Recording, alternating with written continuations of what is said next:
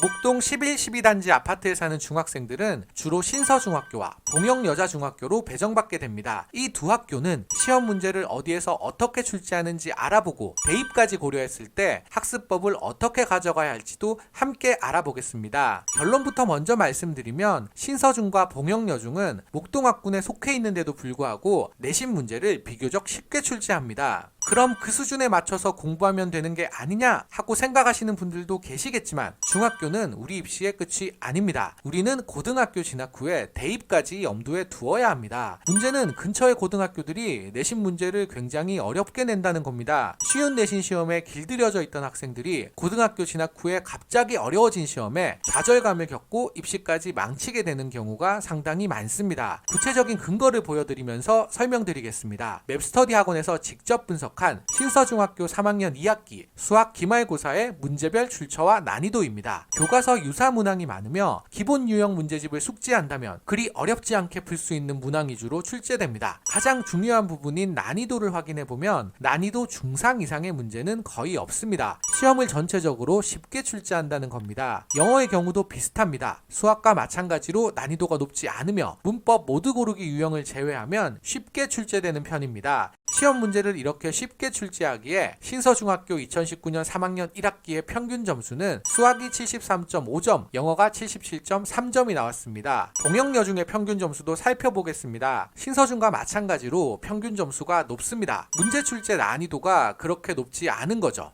이에 비해 근처의 고등학교들은 문제를 어렵게 출제합니다. 근처 고등학교들의 1학년 1학기 수학 평균 점수입니다. 평균 점수가 50점 내외로 신서중과 봉영여중 평균 점수와는 20점 이상의 차이가 납니다. 문제를 그만큼 어렵게 낸다는 거죠.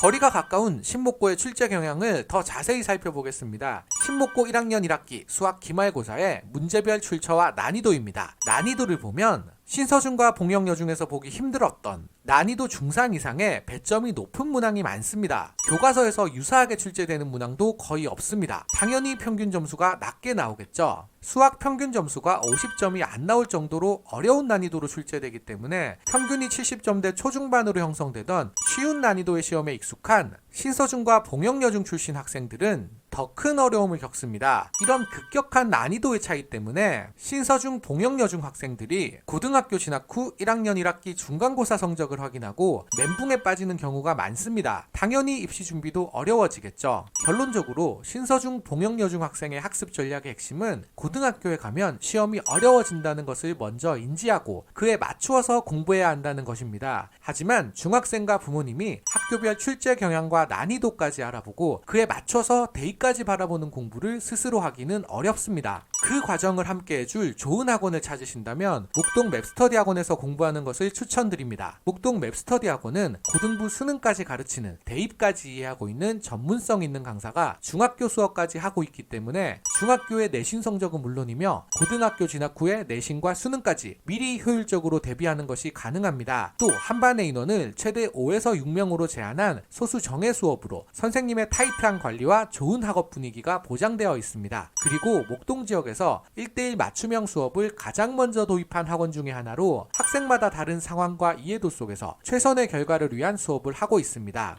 목동 11, 12단지 아파트에 사는 학생들을 위한 1회 무료 체험 수업도 진행하고 있으니 부담 없이 전화 문의 주시고 다른 학원과 비교해 보시기 바랍니다. 검색창에서 맵스터디 학원을 검색해 보세요.